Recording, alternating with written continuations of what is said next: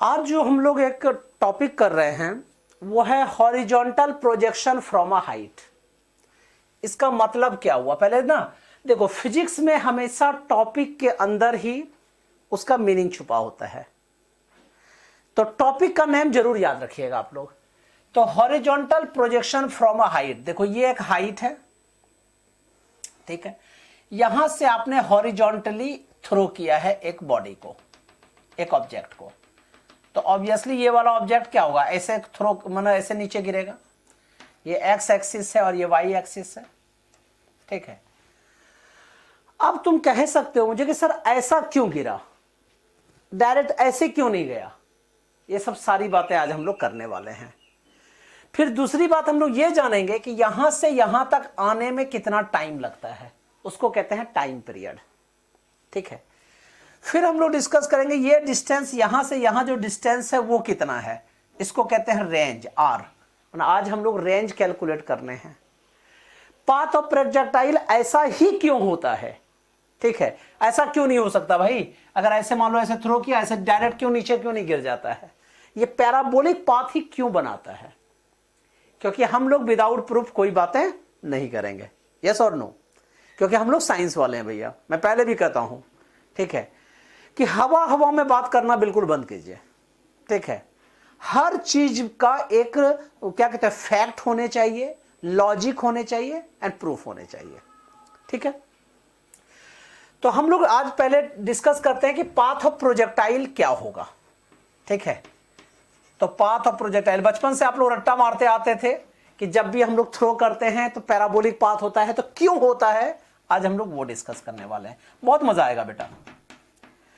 तो you no path of projectile, topic का नाम लिख लीजिए, ठीक है, प्रोजेक्टाइल। यू नो अगर आपने एक ऑब्जेक्ट को इस तरह से थ्रो किया तो इसकी वेलोसिटी u है, यस और नो।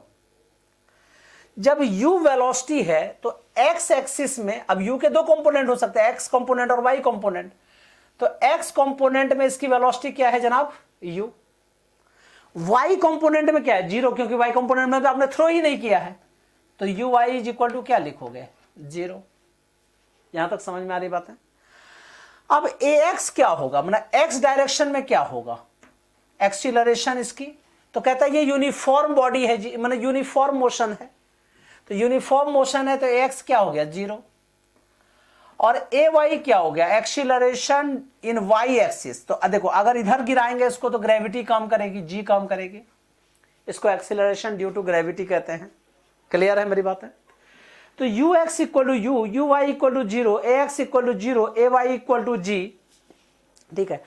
और यहां से यहां जो हाइट है इसको हम लोग h ले सकते हैं, ठीक है, या इसको y भी लिख सकते हो, कोई दिक्कत नहीं है, h is equal to y भी आप लिख सकते हैं।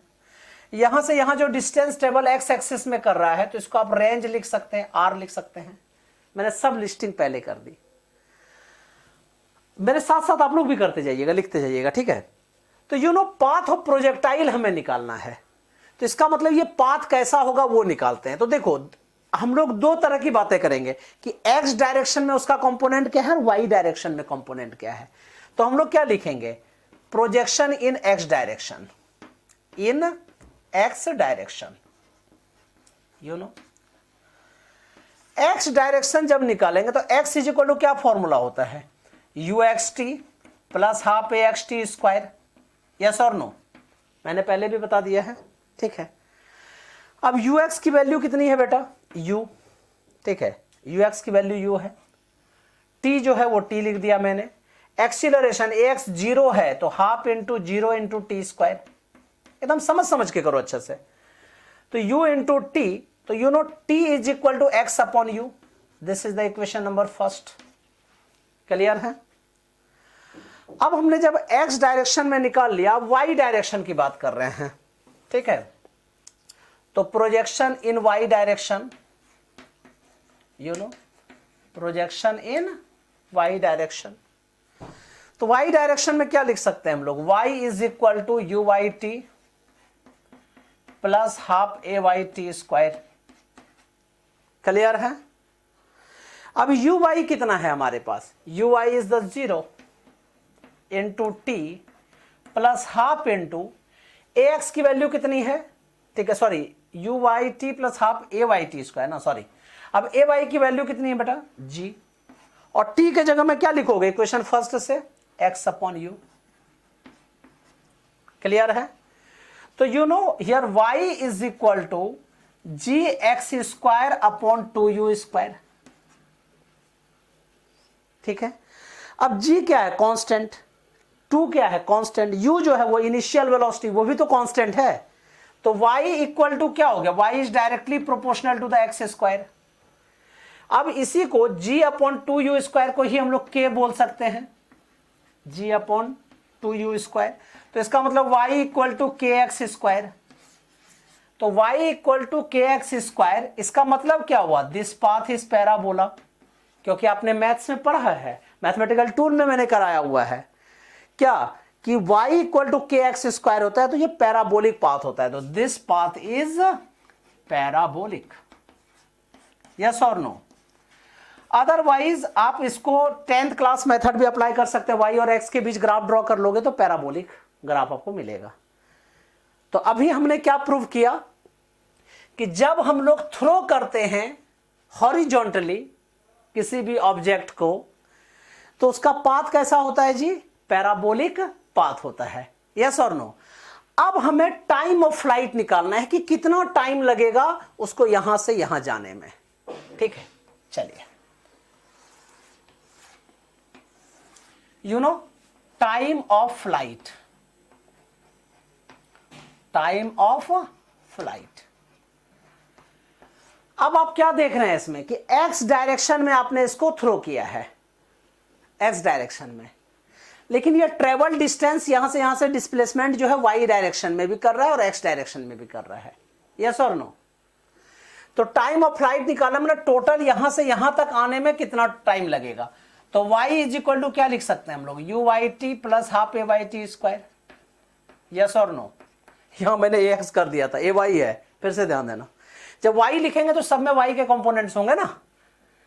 अब देखिए y equal to u y t plus half a y t square, ठीक है।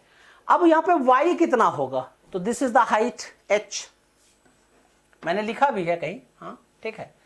अब यू वाई कितना है बेटा, 0 into t plus half into a y कितना है, g इंटू टी स्क्वायर।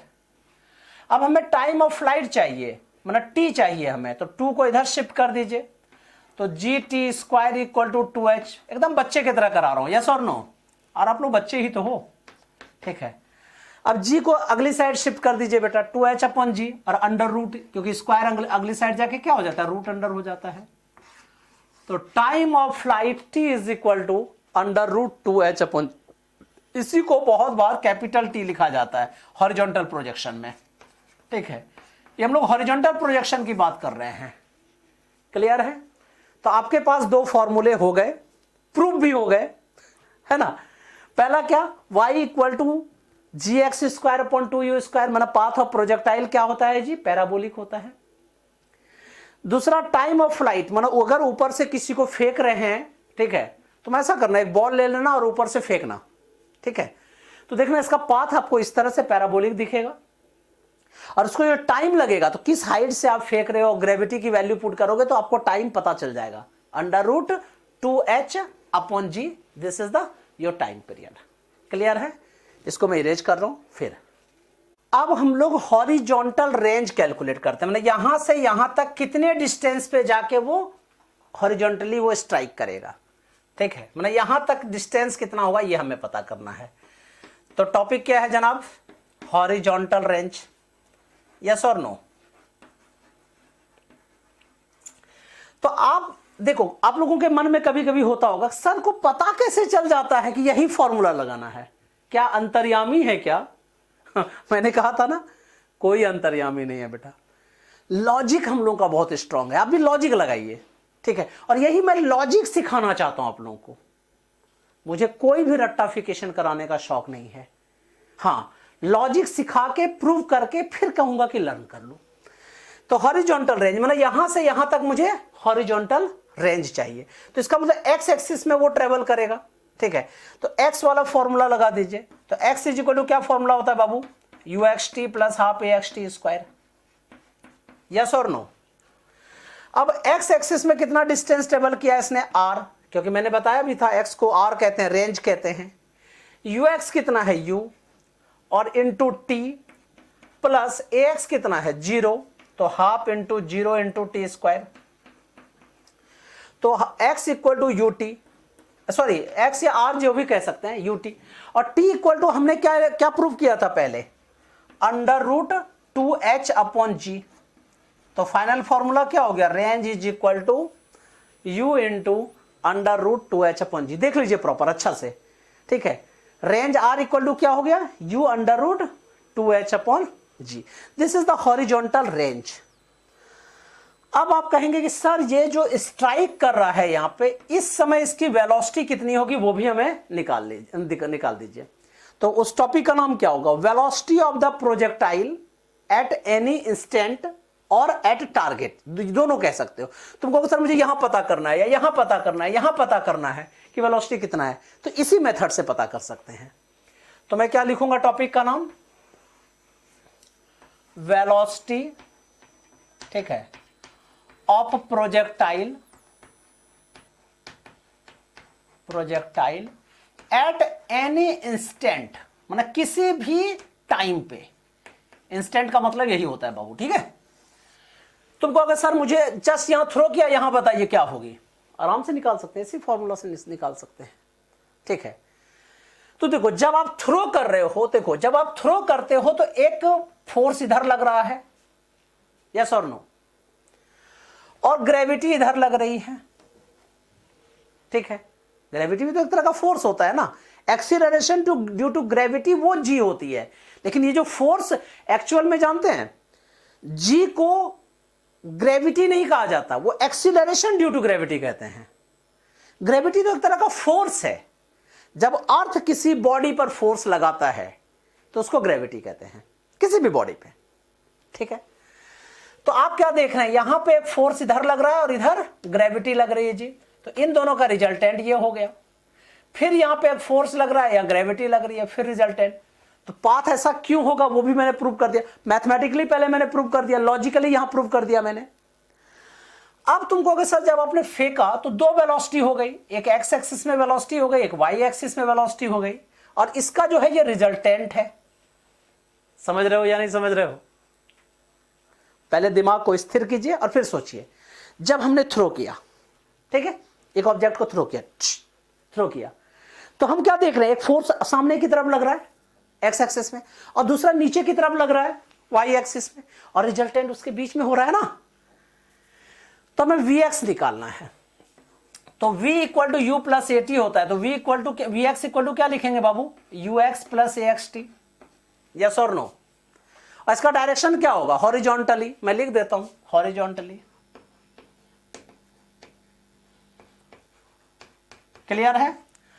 अब आप कहेंगे सर यू एक्स तो यू है, लिख लीजिए, तो v x is equal to u, a x तो जीरो है जी, तो जीरो छोड़ दिया मैंने उसको, क्योंकि जीरो इंटू टी जीरो हो गया, ये हो गया इक्वेशन नंबर फर्स्ट, क्लियर है। अब हम लोग वाई डायरेक्शन में वेलोसिटी पता करना है हम लोगों को, ठीक है, v y is equal to. अच्छा तुम जो कहोगे सर ये सब पढ़ के फायदा क्या होता है, मैंने आप लोगों को बताया था, जो बुद्धू सब बोलते हैं ना कि मैंने इंजीनियरिंग कर लिया और आज तक मेरी लाइफ में sine theta cos theta tan theta का यूज नहीं हुआ, तो उसको बोलिए जनाब आपने किया ही नहीं, इंजीनियरिंग करके भी आप बेवकूफ बने रह गए। इंजीनियरिंग करने का मतलब होता है कि आपको उसका एप्लीकेशन आना चाहिए, लॉजिक आना चाहिए। अरे भाई सीढ़ी पे चढ़ रहे टेन थीटा यूज हो रहा है, आप एंगल पे चल रहे साइन थीटा यूज हो रहा है, बेस कंपोनेंट की वैल्यू चाहिए आपको, कॉस थीटा यूज हो रहा है। कहने का मतलब आपको जो भी पढ़ाया जा रहा है ना वो आपके डेली लाइफ में यूज हो रहा है। हाँ, आपको त्रिनेत्र खोलने की जरूरत है, आपको कहते हैं ना मन की शक्ति से उसको देखने की जरूरत है। हाँ, बुक में देख के कॉपी पेस्ट कर दिया तब तो पूरी दुनिया कर रही है जी। इसलिए इन सब जो भी आप पढ़ाया जा रहा है सबका यूज होता है। पूछोगे कैसे, आपने देखा होगा कोई टीवी न्यूज, नाम मैं नहीं लूंगा, न्यूज चैनल वाले सब दिखाते होंगे कि ये अगर एक्सीडेंट इसका हुआ तो वो इस स्पीड से था, अगर तो किसी क्या कहते हैं फ्लाईओवर से कोई कार नीचे गिरी तो उसकी वेलोसिटी इस स्पीड से थी। अच्छा उन लोगों को पता कैसे चल जाता है, वो लोग वही थे क्या, बोलो नहीं ना। इसलिए उन लोगों को पता चल जाता है क्योंकि वो लोग एक फिजिसिस्ट को बिठा लेते हैं और बोलते हैं भैया वेलोसिटी निकाल के बता दीजिए, कार की स्पीड 100 थी, ग्रेविटी वहां पे इतना लग रहा है, कार का वेट इतना था, फाइनल वेलोसिटी ये थी, इनिशियल वेलोसिटी ये थी, फटाफट करके हम कैलकुलेट कर देते कि इस वेलोसिटी से गिरा होगा इसलिए एक्सीडेंट हुआ जी। कहने का मतलब, फिर से मैं रिपीट करता हूं, जो भी आप लोग पढ़ रहे हैं या जो भी आप लोगों को पढ़ाया जा रहा है वो सुपर इंपॉर्टेंट है, इसलिए आपको पढ़ाया जा रहा है। अदरवाइज हम ह्यूमैनिटी को इतना फुर्सत ही नहीं है कि बेकार में हम लोग किसी ह्यूमैनिटी, क्या कहते हैं, ह्यूमन को टाइम वेस्ट कराएं, बिल्कुल नहीं है। तो ध्यान दीजिए जनाब, Vx इक्वल टू यू है तो Vy इक्वल टू क्या हो जाएगा बाबू, Uy प्लस AYT, यस और नो? ऑब्वियसली यस यार, बोलो यार, ऑब्वियसली यस बोलो, ठीक है। नहीं होता चलो तुम लोग कमेंट कर दो, ऑब्वियसली यस कमेंट कर दो। चलिए, तो अब Vy is equal to Uy, अब Uy यहां पे क्या है, जीरो, बहुत अच्छा। ये जीरो नहीं होता है, जीरो होता है, मैं बहुत बार जीरो बोल देता हूं वो एसेंट की वजह से, लेकिन वो जीरो है, ठीक है। जीरो प्लस AY यहां पे क्या है जनाब, G, ठीक है, और इंटू टी, तो Vy is equal to GT, this is the equation number second, yes और नो? अब तुम कहोगे सर मुझे V चाहिए, आप तो Vx Vy निकाल लिया। तो जनाब जब ये और ये हॉरिजॉन्टल कंपोनेंट और वर्टिकल कंपोनेंट रहे तो क्या फॉर्मूला आप लोगों को पता है, V equal to under root Vx square plus Vy square, yes और नो? पुट कर दो answer. So Vx is equal to you know U, तो under root U square plus G square T square, this is your final velocity. अब किसी दिन एक पत्थर को तुम कुतुब मीनार के ऊपर से चढ़ के जाके फेंकना, या किसी 6th फ्लोर या 7th फ्लोर से जाके फेंकना और कैलकुलेट करना, ठीक है, कि मैं इतनी हाइट पर वेलोसिटी कितनी होगी या वहां पे कितनी होगी, मतलब हर पॉइंट पर तुम वेलोसिटी उसका कैलकुलेट कर सकते हो। अब तुम कहोगे सर मुझे ना एंगल चाहिए, ठीक है, ये जो V जो है वो हॉरिजॉन्टल के साथ फाइनली एंगल क्या बना रहा है मुझे ये दे दीजिए, क्योंकि देखिए वेलोसिटी एक वेक्टर क्वांटिटी होती है, आपने मैग्नीट्यूड तो बता दिया, डायरेक्शन तो बताया ही नहीं ना। तो देखिए ये अगर हॉरिजॉन्टल कंपोनेंट है Vx और ये वर्टिकल कंपोनेंट है, मुझे ये वाला एंगल दीजिए कि किस एंगल से वो जाके स्ट्राइक करेगा, ठीक है। तो मैंने क्या बताया था कि डायरेक्शन जब भी कैलकुलेट हुए तो tan थीटा निकाला जाता है, या यहां पे थीटा नहीं बीटा ले लेते हैं, ठीक है, you know this is the tan beta. तो मैं यहां कैलकुलेट कर लूं, दिख रहा है ना, यस। अब देखिए tan beta is equal to, ठीक है, tan beta is equal to perpendicular component upon base component, that is the Vy upon Vx। मैं कलर चेंज कर लेता हूं जिससे आप लोगों को अच्छा दिखने लगे, ठीक है, ठीक है। tan beta is equal to Vy upon Vx। अब तुम कहोगे सर बीटा क्या है, beta is the angle of horizontal, ठीक है, टू द रिजल्टेंट, मतलब रिजल्टेंट के और हॉरिजॉन्टल के बीच का एंगल है ये, ठीक है, इसी को हमने बीटा का। अब जिस एंगल से यहां पे स्ट्राइक किया, ठीक है, वो हॉरिजॉन्टल के साथ जो एंगल बनाएगा उसको बीटा कहते हैं।